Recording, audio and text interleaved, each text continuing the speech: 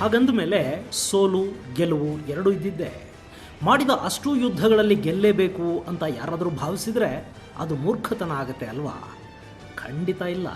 106 ಯುದ್ಧಗಳನ್ನು ಮಾಡಿ ಅಷ್ಟರಲ್ಲೂ ತಾವೇ ಗೆಲುವು ಸಾಧಿಸಿದ ಮಹಾವೀರರು ಜಗತ್ತಲ್ಲಿ ಕೆಲವು ಜನ ಇದ್ದಾರೆ. ಸೋಲು ಅಂದ್ರೆ ಏನು ಅನ್ನೋದೇ ಗೊತ್ತಿಲ್ಲದ, ಯಾವತ್ತೂ ಸೋಲನ್ನೇ ಕಾಣದ 12 ಜನ ನಮ್ಮ ಭಾರತೀಯ ಅರಸರು ಇತಿಹಾಸದ ಪುಟಗಳಲ್ಲಿ ಅಜೇಯ ಅರಸರಾಗಿ ಸ್ಥಾನ ಪಡ್ಕೊಂಡಿದ್ದಾರೆ.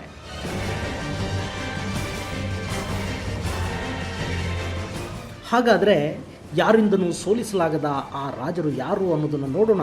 ಅದಕ್ಕೂ ಮೊದಲು ನೀವಿನ್ನೂ ನಮ್ಮ ಮೀಡಿಯಾ ಮಾಸ್ಟರ್ಸ್ ಚಾನಲ್ಗೆ ಸಬ್ಸ್ಕ್ರೈಬ್ ಆಗದೇ ಇದ್ದರೆ ಈ ಕೂಡಲೇ ಸಬ್ಸ್ಕ್ರೈಬ್ ಆಗಿ ಹೊಸ ವಿಡಿಯೋಗಳ ನೋಟಿಫಿಕೇಷನ್ಗಾಗಿ ಬೆಲ್ ಐಕಾನ್ ಕ್ಲಿಕ್ ಮಾಡಿ. ಸ್ನೇಹಿತರೆ, ಭಾರತವನ್ನು 16 ವರ್ಷಗಳ ಕಾಲ ಆಳ್ವಿಕೆ ಮಾಡಿ ಇಲ್ಲಿ 106 ಯುದ್ಧಗಳನ್ನು ಮಾಡಿ ಕೂಡ ಯಾವುದರಲ್ಲೂ ಸೋಲು ಕಾಣದ ಅರಸರ ಪಟ್ಟಿಯಲ್ಲಿ ಮೊದಲು ಕಾಣಿಸಿಕೊಳ್ಳೋ ಹೆಸರು ಅಂದರೆ ಅದು ಮಗಧದ ಅರಸ ಅಜಾತಶತ್ರುವಿನದ್ದು. ಕ್ರಿಸ್ತಪೂರ್ವ 492ರಿಂದ 460 ನಡುವೆ ಆಡಳಿತ ನಡೆಸಿದ ಈ ಅರಸ ಗೌತಮ ಬುದ್ಧ ಹಾಗೂ ಮಹಾವೀರನ ಕಾಲದಲ್ಲಿ ಇದ್ದ ಅನ್ನೋದನ್ನು ಜೈನ ಹಾಗೂ ಬೌದ್ಧ ಗ್ರಂಥಗಳು ತಿಳಿಸುತ್ತವೆ. ಮಗಧ ಸಾಮ್ರಾಜ್ಯದ ಹರ್ಯಂಕ ವಂಶದ ಬಿಂಬಸಾರ ಅನ್ನೋ ಅರಸನ ಮಗನಾಗಿದ್ದ ಅಜಾತಶತ್ರು. ಅವನು ಭರತ ಖಂಡದ ಮೇಲೆ ತನ್ನ ಏಕಸ್ವಾಮ್ಯವನ್ನು ಸಾಬೀತುಪಡಿಸುವ ನಿಟ್ಟಲ್ಲಿ ಅಶ್ವಮೇಧ ಯಾಗವನ್ನು ಮಾಡಿದ್ದ ಅಂತ ಹೇಳ್ತಾರೆ. ಸುತ್ತಮುತ್ತಲಿನ ಎಲ್ಲ ರಾಜ್ಯಗಳನ್ನು ಗೆದ್ದು ಅವರಿಂದ ಕಪ್ಪ ಕಾಣಿಕೆಗಳನ್ನು ವಸೂಲಿ ಮಾಡಿ ತನ್ನ ಸಾರ್ವಭೌಮತ್ವವನ್ನು ಸಾಬೀತುಪಡಿಸುವ ಮೂಲಕ ಅಶ್ವಮೇಧ ಯಾಗವನ್ನು ಮಾಡ್ತಾರೆ.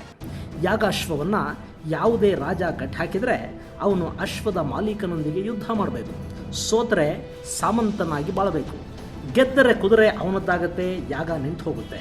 ಕುದುರೆಯನ್ನು ಕಟ್ಟಿ ಹಾಕದೇ ಇದ್ದರೆ ಸಾರ್ವಭೌಮತ್ವವನ್ನು ಅಂಗೀಕರಿಸಿದ ಹಾಗಾಗತ್ತೆ. ಇದು ಅಶ್ವಮೇಧದ ನಿಯಮ. ಇಂಥ ಅಶ್ವಮೇಧವನ್ನು ಮಾಡಿದ್ದನಂತೆ ಆ ಅಜಾತಶತ್ರು. ಅವನು ಸಿಂಧೂ ನದಿಯಿಂದ ಬ್ರಹ್ಮಪುತ್ರವರೆಗಿನ ಪ್ರದೇಶದಲ್ಲಿ ಆಡಳಿತವನ್ನು ನಡೆಸ್ತಿದ್ದ. ಅವನು ತನ್ನ ಜೀವಿತಾವಧಿಯಲ್ಲಿ ಯಾವ ಯುದ್ಧದಲ್ಲೂ ಸೋಲನ್ನು ಕಂಡಿರಲಿಲ್ಲ ಅಂತ ಬೌದ್ಧ ಹಾಗೂ ಜೈನ ಗ್ರಂಥಗಳು ತಿಳಿಸುತ್ತವೆ.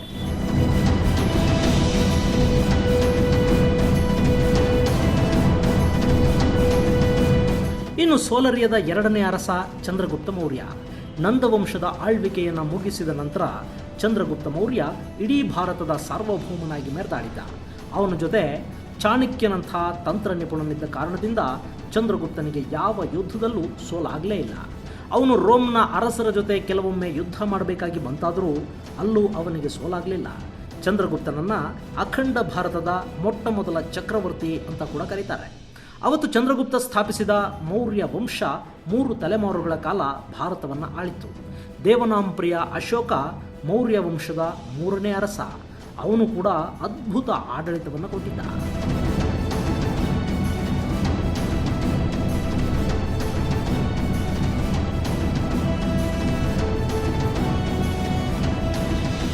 ಮೂರನೆಯದ್ದಾಗಿ ನೋಡೋದಾದರೆ ಚೋಳ ವಂಶದ ದೊರೆ ಕರಿಕಾಲ ಚೋಳನ ಇತಿಹಾಸ ನಮ್ಮ ಕಣ್ಣು ಮುಂದೆ ಬರುತ್ತೆ.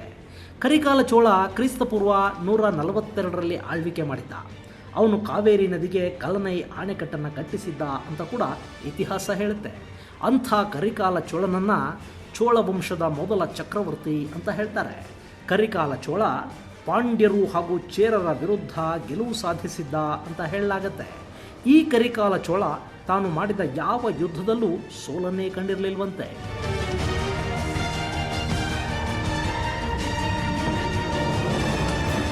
ಇನ್ನು 4ನೇ ಅರಸ ಚೇರ ವಂಶದ ಸೆಂಗುಟ್ಟುವನ್. ಇವನನ್ನು ಚೇರ ಸಾಮ್ರಾಟ ಅಂತಲೇ ಕರೆಯಲಾಗುತ್ತೆ. ಸೆಂಗುಟ್ಟುವನ್ ಬಗ್ಗೆ ತಮಿಳು ಸಂಗಮ ಇತಿಹಾಸದಲ್ಲಿ ಸಾಕಷ್ಟು ಉಲ್ಲೇಖಗಳಿವೆ. ಇವನು ಕೊಂಗನಾಡು ಮತ್ತು ಕದಂಬನಾಡಿನ ವಿರುದ್ಧ ಸಾಕಷ್ಟು ಯುದ್ಧಗಳನ್ನು ಮಾಡಿದ್ದ. ಆದರೆ ಯಾವ ಯುದ್ಧದಲ್ಲೂ ಅವನಿಗೆ ಸೋಲಾಗಲಿಲ್ಲ. ಹೀಗಾಗಿ ತಮಿಳು ಸಾಹಿತ್ಯಗಳು ಇವನನ್ನು ಸೋಲನ್ನರಿಯದ ಸಾಮ್ರಾಟ ಅಂತ ಗುರುತಿಸಿವೆ. ಸೆಂಗುಟ್ಟುವನ್ ಆಳ್ವಿಕೆಯ ಕಾಲದಲ್ಲಿ ಕಣ್ಣಗೈ ಪ್ರಸಂಗ ಬರುತ್ತೆ ಅನ್ನೋದು ಅವನ ಆಳ್ವಿಕೆ ಇತ್ತು ಅನ್ನೋದಕ್ಕೆ ಪುರಾವೆಯನ್ನು ಒದಗಿಸುತ್ತೆ. ಈ ಸೆಂಗುಟ್ಟುವನ್ ನಂತರ ಚೋಳ ಅರಸ ಕೊಚಂಗನನ್ ಕಾಣಿಸಿಕೊಳ್ತಾನೆ. ಕೊಚಂಗನನ್ ಬಗ್ಗೆ ಸಾಕಷ್ಟು ವಿವಾದಗಳಿದ್ದರೂ ತಮಿಳು ಸಂಗಮ ಸಾಹಿತ್ಯದಲ್ಲಿ ಹೆಚ್ಚು ಉಲ್ಲೇಖಗಳಿವೆ. ಅಷ್ಟೇ ಅಲ್ಲದೆ ಕೊಚಂಗನನ್ ಬಗ್ಗೆ 10ನೇ ಶತಮಾನದಲ್ಲಿ ಹೊರಡಿಸಲಾಗಿರೋ ತಾಮ್ರ ಶಾಸನದಲ್ಲಿ ಉಲ್ಲೇಖ ಇದೆ. ಹೀಗಾಗಿ ಕೊಚಂಗನನ್ ಅನ್ನೋ ಅರಸನೊಬ್ಬನಿದ್ದ, ಅವನು ಯಾವತ್ತೂ ಸೋಲನ್ನೇ ಕಂಡಿರಲಿಲ್ಲ ಅಂತ ಹೇಳಲಾಗತ್ತೆ. ಇವರ ನಂತರ ಮುಂದೆ ಯಾರು ಅಂತ ಹುಡುಕ್ತಾ ಹೊರಟ್ರೆ ಅಲ್ಲಿ ನಮ್ಮ ಕಣ್ಣಿಗೆ ಬೀಳೋದು ಗುಪ್ತ ಸಾಮ್ರಾಜ್ಯದ ಸಾಮ್ರಾಟ ಸಮುದ್ರಗುಪ್ತ. ಮೊದಲನೇ ಚಂದ್ರಗುಪ್ತನ ಮಗನಾಗಿ ಜನಿಸಿದ ಸಮುದ್ರಗುಪ್ತ ಉತ್ತರದಿಂದ ದಕ್ಷಿಣದವರೆಗೂ ದಿಗ್ವಿಜಯವನ್ನು ನಡೆಸಿದ್ದ. ಅಲಹಾಬಾದ್ನಲ್ಲಿರೋ ಕಂಬಶಾಸನದಲ್ಲಿ ಸಮುದ್ರಗುಪ್ತನ ಜೈತ್ರ ಯಾತ್ರೆಯ ಬಗ್ಗೆ ಪುರಾವೆಗಳು ಸಿಗುತ್ತವೆ.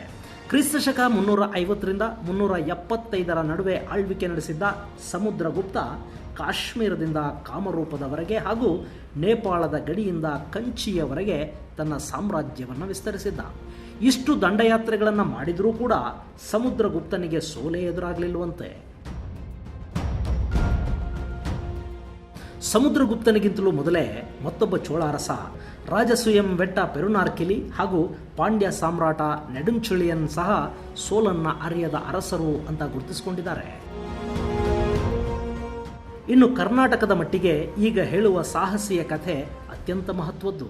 ಅವನು ತನ್ನ ತಂದೆಗೆ ಎದುರಾದ ಸೋಲನ್ನು ಮರೆಯದೆ ಚಾಳುಕ್ಯ ಚಕ್ರವರ್ತಿಯನ್ನೇ ಸೋಲಿಸಿದ ಕೀರ್ತಿಗೆ ಪಾತ್ರನಾಗಿದ್ದಾನೆ. ಅವನು ಬೇರಿನ್ಯಾರೂ ಅಲ್ಲ, ಪಲ್ಲವ ಚಕ್ರವರ್ತಿ ಮಹಾಮಲ್ಲ 1ನೇ ನರಸಿಂಹವರ್ಮ. ಕ್ರಿಸ್ತಶಕ 630ರಿಂದ 668ರವರೆಗೆ ಪಲ್ಲವ ಸಾಮ್ರಾಟನಾಗಿ ಮೆರೆದಾಡಿದ್ದ. ಆ ಕಾಲದಲ್ಲೇ ಕರ್ನಾಟಕದಲ್ಲಿ ಇಮ್ಮಡಿ ಪುಲಿಕೇಶಿಯ ಆಳ್ವಿಕೆ ನಡೀತಿತ್ತು. ಪುಲಕೇಶಿ ನರಸಿಂಹವರ್ಮನ ತಂದೆ 1ನೇ ಮಹೇಂದ್ರವರ್ಮನನ್ನು ಸೋಲಿಸಿದ್ದ. ಆ ಸೇಡಿಗೆ ಪ್ರತೀಕಾರ ಹೇಳೋದಕ್ಕೆ 12 ವರ್ಷಗಳ ಕಾಲ ಕಾದು ಕೂತ್ಕೋತಾನೆ. ಕಡೆಗೆ 642ರಲ್ಲಿ ನರಸಿಂಹವರ್ಮ ಪುಲಕೇಶಿಯ ವಿರುದ್ಧದ ಯುದ್ಧದಲ್ಲಿ ಜಯ ಗಳಿಸ್ತಾನೆ. ಈ ಯುದ್ಧದ ಬಗ್ಗೆ ಸಾಕಷ್ಟು ಭಿನ್ನಾಭಿಪ್ರಾಯಗಳಿವೆ. ಯಾಕೆಂದರೆ ಅಷ್ಟರಲ್ಲಾಗಲೇ ಚಕ್ರವರ್ತಿ ಪುಲಕೇಶಿ ಅನಾರೋಗ್ಯಕ್ಕೆ ತುತ್ತಾಗಿದ್ದ. ಅವನ ಮಕ್ಕಳಲ್ಲಿ ರಾಜ್ಯಕ್ಕಾಗಿ ಒಳಜಗಳ ಪ್ರಾರಂಭ ಆಗಿತ್ತು. ಹೀಗಾಗಿ ಪುಲಕೇಶಿಗೆ ಸರಿಯಾದ ಸಹಾಯ ಸಿಗದೆ ಅವನು ಯುದ್ಧದಲ್ಲಿ ಸೋಲೊಪ್ಕೋಬೇಕಾಯಿತು ಅಂತ ಹೇಳ್ತಾರೆ. ಒಂದು ವೇಳೆ ಆ ಯುದ್ಧದಲ್ಲಿ ಪುಲಕೇಶಿ ಗೆದ್ದಿದ್ದಿದ್ರೆ ನರಸಿಂಹವರ್ಮನಿಗೆ ಸೋಲನ್ನರಿಯದ ಸರದಾರ ಅನ್ನೋ ಬಿರುದು ಸಿಗ್ತಿರಲಿಲ್ಲ. ಆದರೆ ಅದು ಯುದ್ಧ, ಅಲ್ಲಿ ತಂತ್ರ ಹಾಗೂ ಶಕ್ತಿ ಇದ್ದವನು ಗೆಲುವು ಸಾಧಿಸ್ತಾನೆ. ಆ ನಿಟ್ಟಲ್ಲಿ ನರಸಿಂಹವರ್ಮ ಗೆದ್ದಿದ್ದ. ಅಷ್ಟೇ ಅಲ್ಲದೆ ಅವನು ಮಾಡಿದ ಯಾವುದೇ ಯುದ್ಧಗಳಲ್ಲೂ ಅವನು ಸೋಲನ್ನು ಕಾಣಲಿಲ್ಲ. ಹೀಗಾಗಿ ಅವನನ್ನು ಕೂಡ ಸೋಲನ್ನರಿಯದ ಸಾಮ್ರಾಟ ಅಂತ ಗುರುತಿಸ್ತಾರೆ.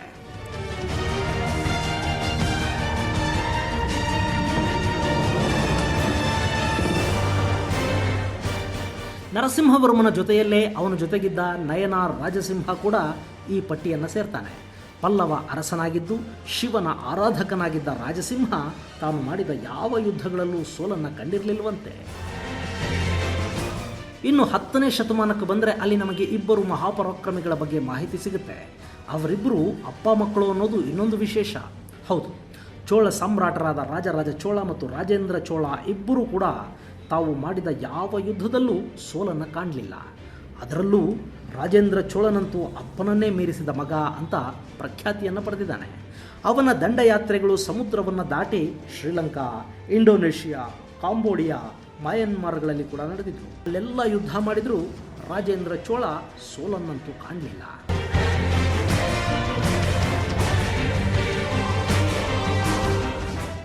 ಅದಾದ ನಂತರ ಬಂದ ಯಾವೊಬ್ಬ ಅರಸ ಕೂಡ ಯುದ್ಧವನ್ನು ಸೋಲದೆ ಉಳಿಲಿಲ್ಲ. ಏನೇ ಆದರೂ ಒಬ್ಬೊಬ್ಬ ಅರಸ 30-40 ವರ್ಷಗಳ ಕಾಲ ಆಳ್ವಿಕೆ ನಡೆಸಿ ನೂರಾರು ಯುದ್ಧಗಳನ್ನು ಮಾಡಿದರೂ ಅದರಲ್ಲಿ ಸೋಲನ್ನೇ ಕಾಣಲಿಲ್ಲ ಅಂದರೆ ಅದು ನಿಜಕ್ಕೂ ಅದ್ಭುತನೇ ಅಲ್ವಾ? ವಿಶ್ವದ ಮಟ್ಟಿಗೆ ನೋಡೋದಾದರೆ ಅಲೆಕ್ಸಾಂಡರ್ ಒಬ್ಬನೇ ನಮ್ಮ ಕಣ್ಣಿಗೆ ಸೋಲನ್ನರಿಯದ ಸಾಮ್ರಾಟನಾಗಿ ಕಾಣಿಸ್ಕೊಳ್ತಾನೆ. ಅವನು ಕೂಡ ಪುರೂರವನ ಜೊತೆಗಿನ ಯುದ್ಧದಲ್ಲಿ ಗಳಿಸಿದ್ದು ಸೋಲಿನಿಂದ ಕೂದಲೆಳೆಯ ಅಂತರದ ಜಯವನ್ನು. ಅದು ಅವನ ಸೋಲಲ್ಲದೇ ಇದ್ದರೂ ಗೆಲುವು ಕೂಡ ಖಂಡಿತ ಅಲ್ಲ. ಆದರೆ ಭಾರತದಲ್ಲಿ ಮಾತ್ರ ನಮಗೆ ಸೋಲಿಲ್ಲದ ಸಾಮ್ರಾಟರ ಒಂದು ದೊಡ್ಡ ಪಟ್ಟಿನೇ ಸಿಗುತ್ತೆ. ಇದು ನಮ್ಮ ಅರಸರ ತಾಕತ್ತು ಹೇಗಿತ್ತು ಅನ್ನೋದಕ್ಕೆ ಒಂದು ಸಣ್ಣ ಉದಾಹರಣೆ ಅಷ್ಟೇ. ಇದು ಈ ನೆಲದ ಮಣ್ಣಿನ ಶೌರ್ಯದ ಕಥೆ. ಇಂಥ ಮತ್ತಷ್ಟು ವಿಶೇಷ ಮಾಹಿತಿಯನ್ನು ತಿಳಿಯೋದಕ್ಕಾಗಿ ನಮ್ಮ ಮೀಡಿಯಾ ಮಾಸ್ಟರ್ಸ್ ಚಾನಲ್ಗೆ ಸಬ್ಸ್ಕ್ರೈಬ್ ಆಗಿ, ಹೊಸ ವಿಡಿಯೋಗಳ ನೋಟಿಫಿಕೇಷನ್ಗಾಗಿ ಬೆಲ್ ಐಕಾನ್ ಕ್ಲಿಕ್ ಮಾಡಿ. ಈ ಮಾಹಿತಿ ನಿಮಗೆ ಇಷ್ಟ ಆಗಿದ್ರೆ ಒಂದು ಲೈಕ್ ಕೊಡಿ. ನಮ್ಮ ನೆಲದ ಇತಿಹಾಸವನ್ನು ಬೇರೆಯವರಿಗೂ ಹೆಮ್ಮೆಯಿಂದ ತಿಳಿಸಬೇಕು ಅನಿಸಿದರೆ ಈ ವಿಡಿಯೋನ ಶೇರ್ ಮಾಡಿ.